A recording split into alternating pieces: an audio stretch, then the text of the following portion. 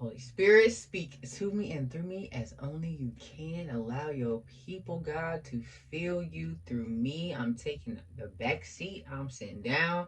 And I ask that you minister to me through this message just as much as you would minister to somebody else. And I thank you for consistently checking me and guiding my steps in my way. In your mighty name I pray, Jesus. Amen. First and foremost, I just want to say, hey, you guys. I hope you're having an amazing, vibrant, and abundant day. It's your girl, Jasmine Lachey, and I'm always here to brighten up your day. So do not worry about how you may feel right now because you will leave this video way better than you came. So let's just get all the way real, right? Everybody has a void within them that must be filled. Whether we choose to fill that void with the positive things that will actually help us heal, or whether we choose to fill it with the negative things that are really temporary and we consistently have to seek in different ways to feel fulfilled, we all have voids. So let's get a little comfortable here. Let's not judge each other. Let's talk. A lot of people think filling a void or having a void filler is a physical person. You might use your boyfriend to do it. You might use company or sex to do it. No, filling voids also comes in behavioral traits as well. It's not just people. You might fill your void by smoking a blunt. You might fill your void by drinking some alcohol. You might fill your void by going out to a club or by engaging in a lot of sex. Whatever fulfills you temporarily in that moment is typically what you go to in order to fill that void when you start to feel depleted in that area. Can we talk about the fact that in our childhood we did not feel appreciated, seen, or loved?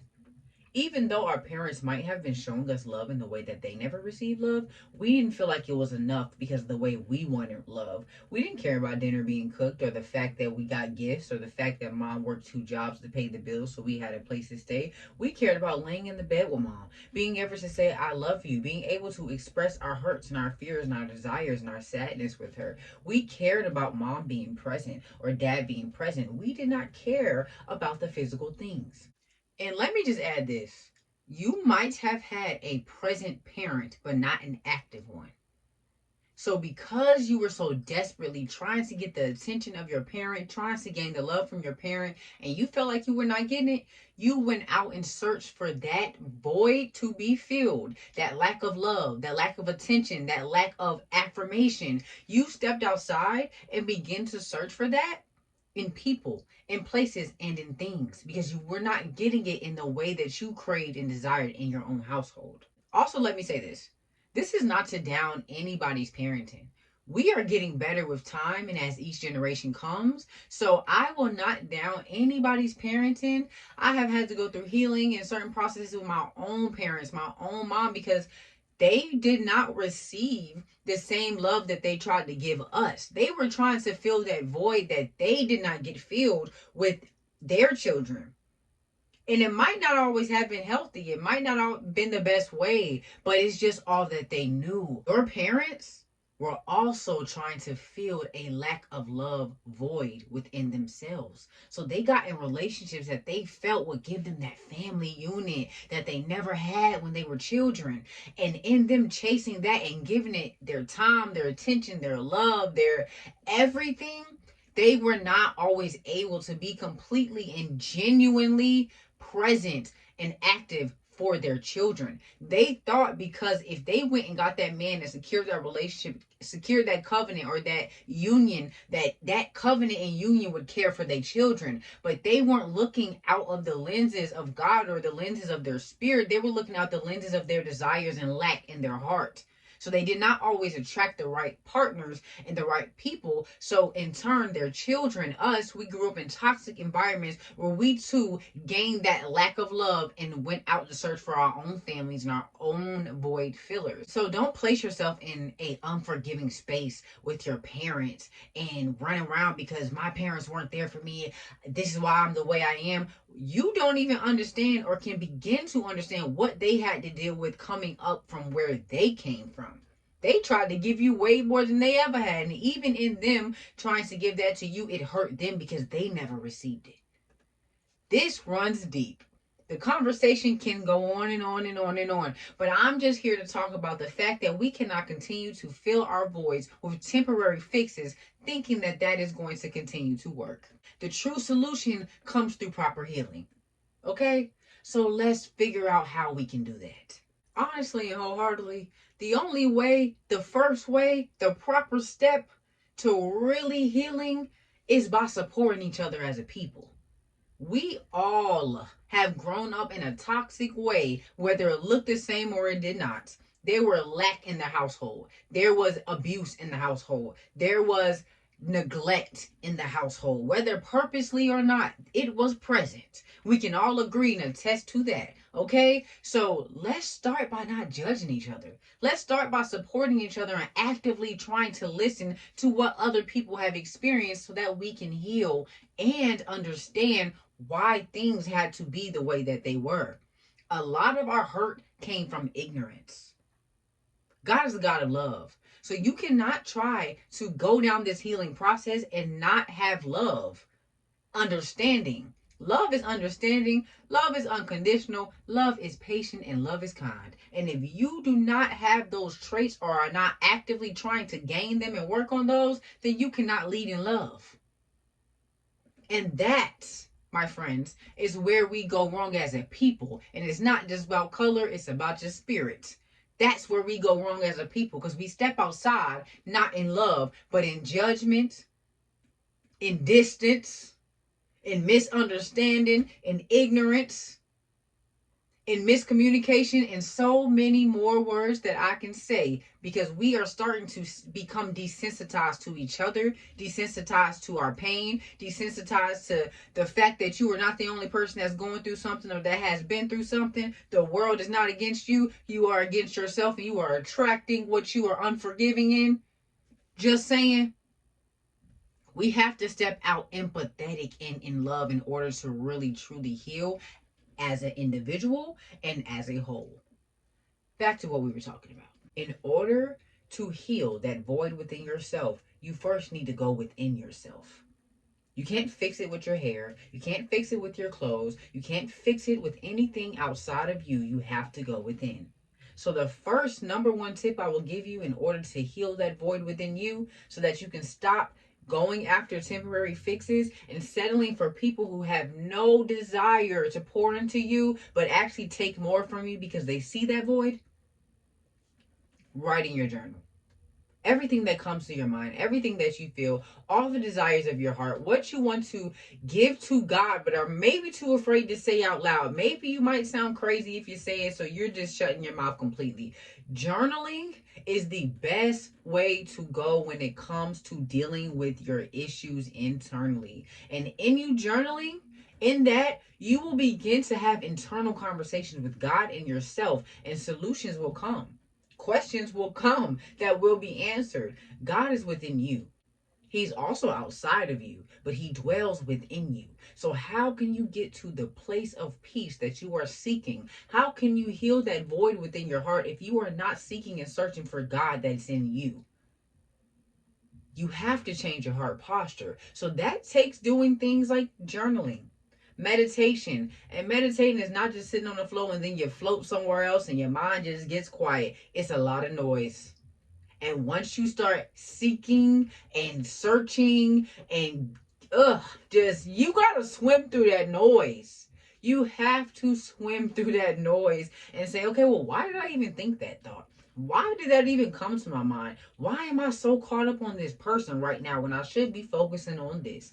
When you start to search through your mind, really pay attention to what comes to you when you're in stillness and when you're in peace and quiet, you will begin to find out what is in you. Because what's in you is going to run through your mind constantly. You might find yourself always having to have the TV on, always having to have music on. You always have to have some type of background noise because you're running away from the thoughts in your mind. Listen, in order for you to fill that void, healthy, heal from it, so that you don't keep going after temporary fixes, you need to deal with what is in your mind space so that you can fix your heart posture. What you think is what you are. Is how you will operate. It is how you will be when you step out into your day and into the world, into life. So it starts with your mind. So deal with that outside noise that you are allowing to dwell in your peace, in your home. You have to think about your mind as your house. You letting everything on the outside world, the distractions, the people, the news, the everything, you're allowing it to move in. Rent free. You just letting anybody come stay with you. Or you can stay in the living room. I got space. Or you can sleep in my bed. You can use my bathroom. I have a guest room. You can stay in there. None of these people paying rent. All these people disrespecting you. And they trying to tell you how to run your house when they not even contributing. That's how you need to look at that outside noise and those thoughts that are running rampant in your mind. You need to look at it as people you want to kick out, that you should not even have let in without those boundaries set, those standards set, and that line, okay, that should not be crossed. Check your house. What's in your house? What's in your house? The only way that you can clear out your house, do that spring cleaning, and really find out what it is that you've been letting live with you, live in you, speak to you, influence you. Because what's in your house is going to influence you. No matter if you stay in your room all day, no matter if you isolate yourself, it'll still find its way to creep in. No matter if you isolate yourself, it'll slowly find its way in your room door. It'll slowly find its way in your shower. It'll slowly find its way in your bed. So what is in your house? What are you allowing to live in you that needs to be evicted? Or maybe you need to evict yourself and leave that house behind. It's something better for you.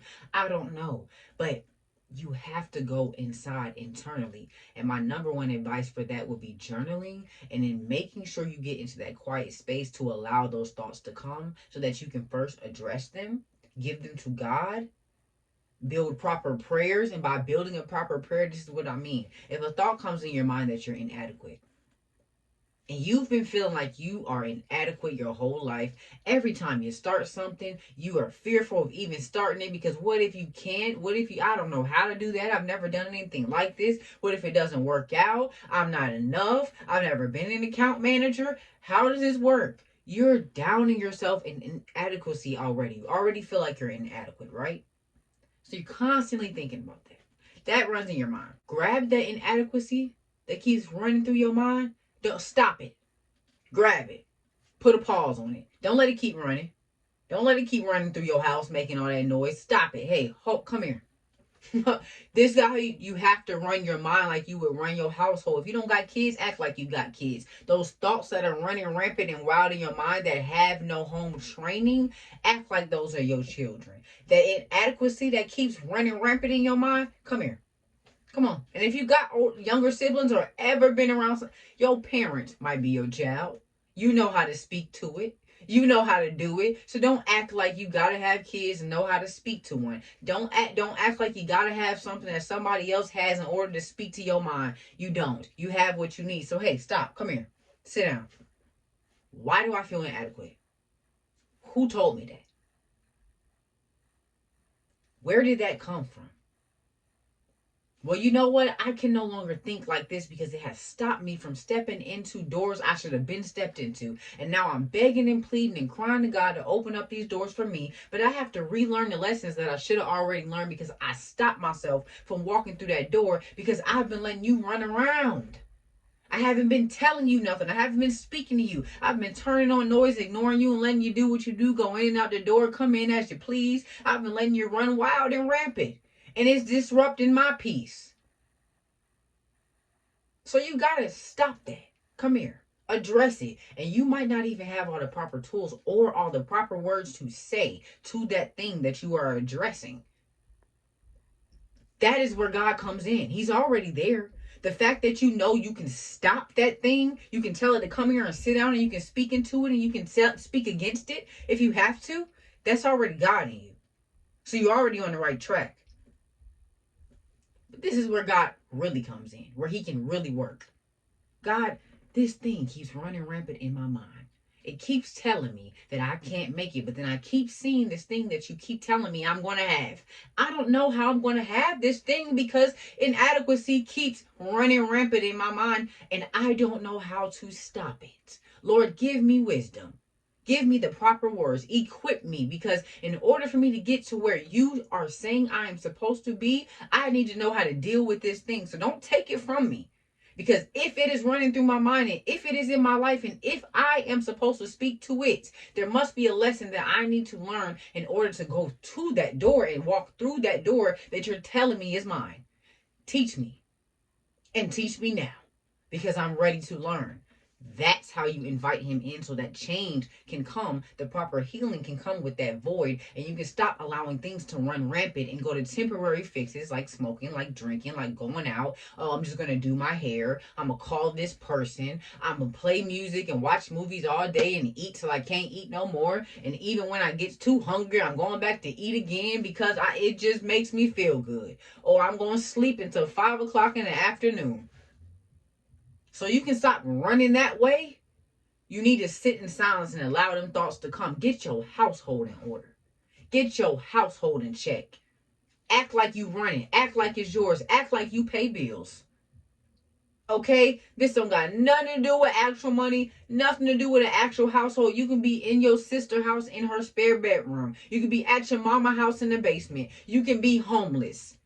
Run your household. You are your house. When you can start taking care of your physical house, your body, your temple, your mind, your spirit, the physical things in the world, the real houses, the 5-bedroom you want, the condo downtown, the Benz, the whatever car you want, that's going to come because your household is in order, it's in check, and it's taken care of. But you can't think that God's going to take you through those doors. He's going to take you to that car, that house, that job, that business, that career. He's not going to take you there if your household is not even in order, because you will get into the house, you will get into the job, you will get into the car, you will get into the place or whatever it is that you want. You will get there and you will get it, but you will not be able to keep it. It will only be temporary because your house is not in order. You done got the brand new 5-bedroom and you didn't invite every Tom, Dick, and Harry off the street to come live with you. They not paying bills. They disrespecting you in your house. Your peace is interrupted. And the people who were supposed to really be staying with you, who were going to help and contribute, you said no to because you didn't want to be challenged in a proper way. You wanted people that you could run over. You wanted people that you can really have the moment and opportunity to be in charge of, because you've never felt in charge in your life. Check your space. Check your heart. Ask God to check it for you so that you don't move in pride. What is in your house? What is in your house? What is in your house? Where did it come from? Why is it there? What is it doing for you? What has it taken from you? What is it disrupting? What space in your house are you not even comfortable going into because there is something there that you do not feel like addressing? So you just let that part of the house go. You're not even going in that room. You're not even talking to that person. You're not even stepping in that direction because you don't even want to address it because it takes too much of you. And this is in the physical and internally. Because what is inside of you will manifest on the outside of you. So some of y'all are running y'all physical households like y'all run y'all physical minds and hearts and spirits. This is the time, and listen to me clearly when I say this. This is the time to find out who you are in God.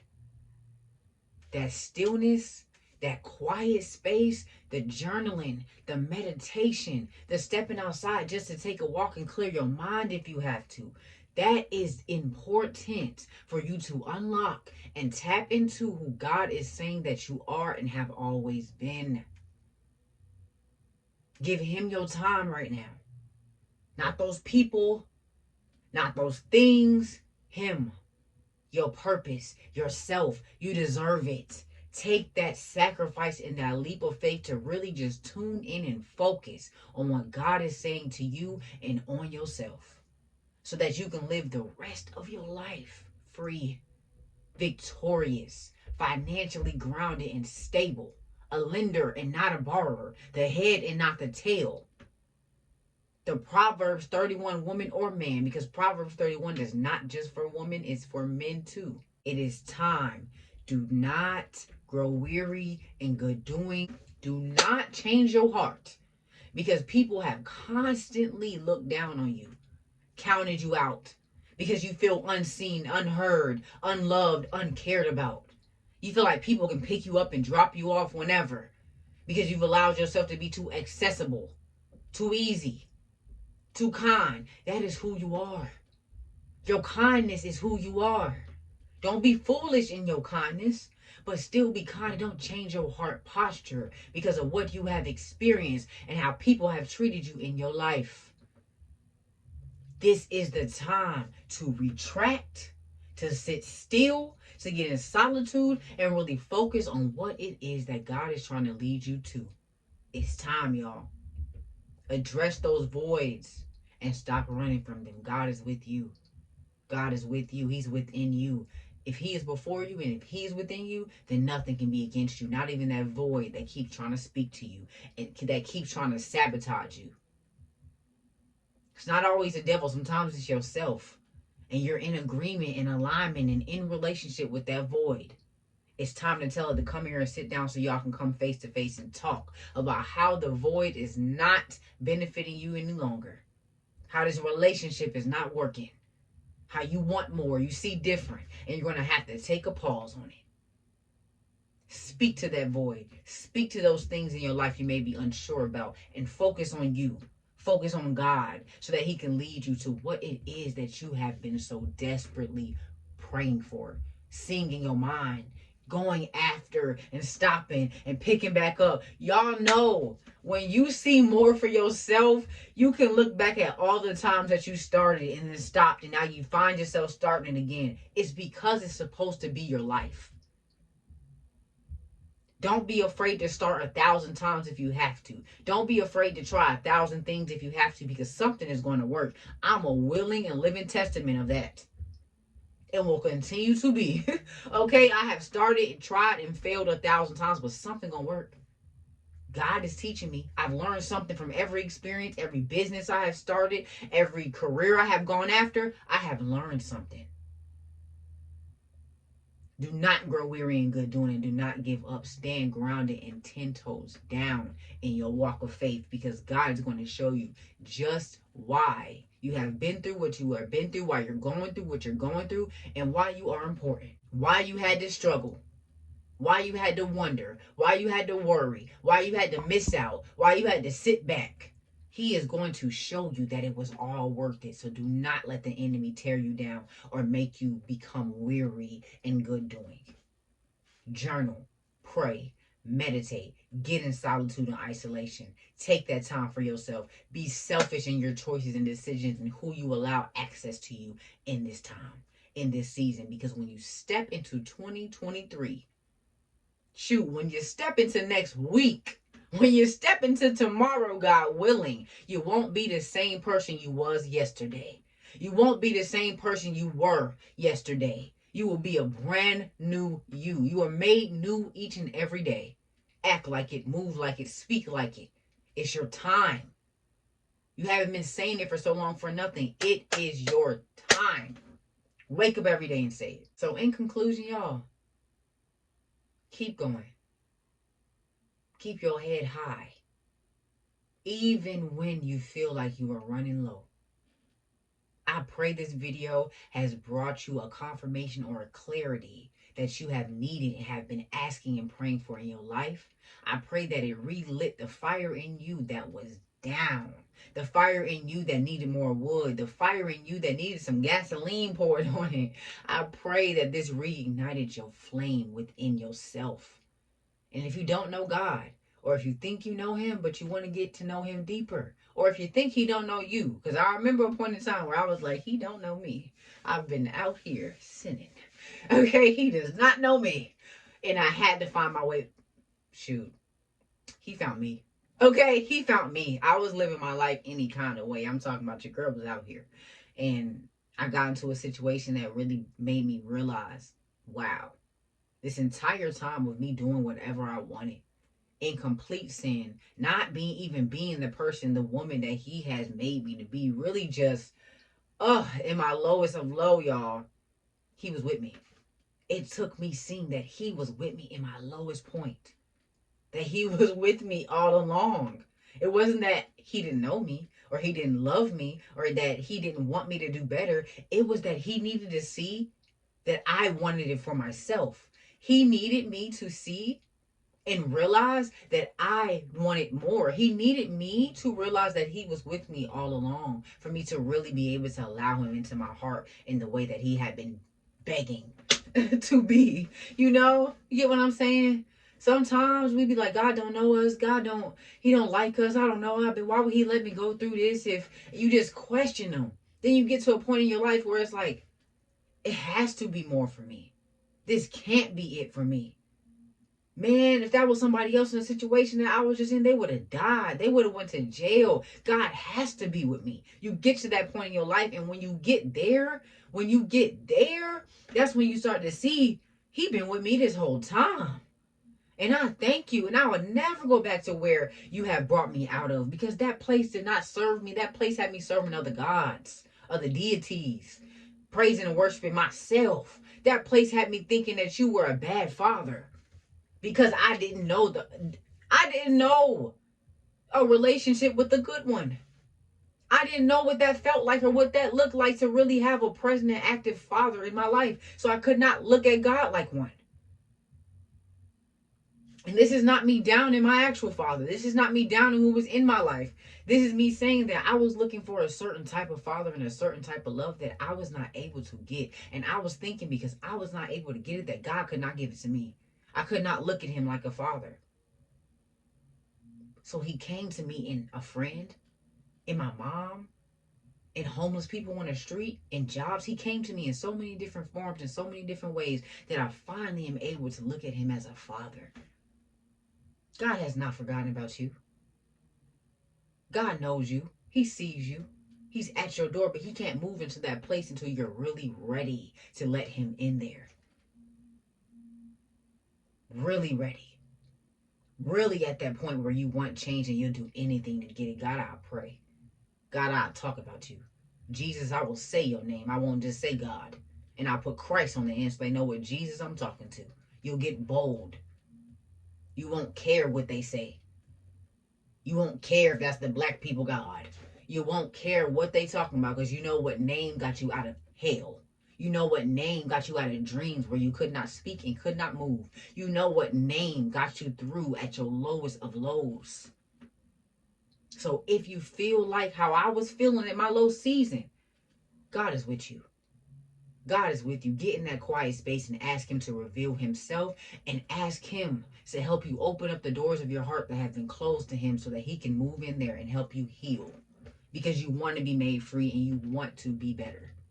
That's all it takes. You don't have to go to a church to get it. Don't nobody got to prophesy over you for it. You can get it right in your studio closet /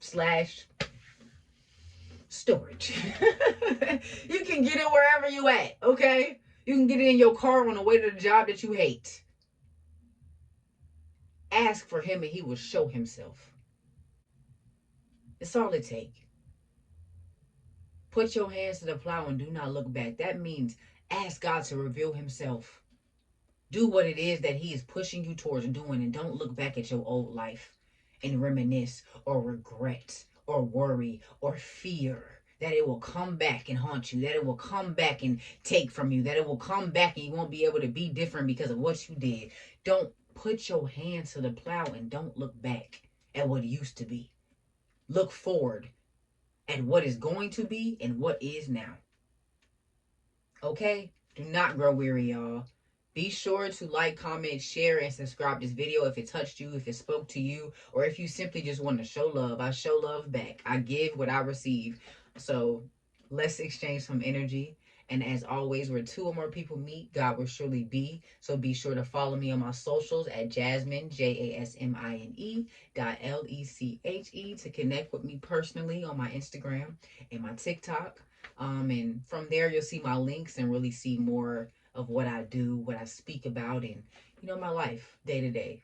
And we'll get to know each other if that's what God wants for us.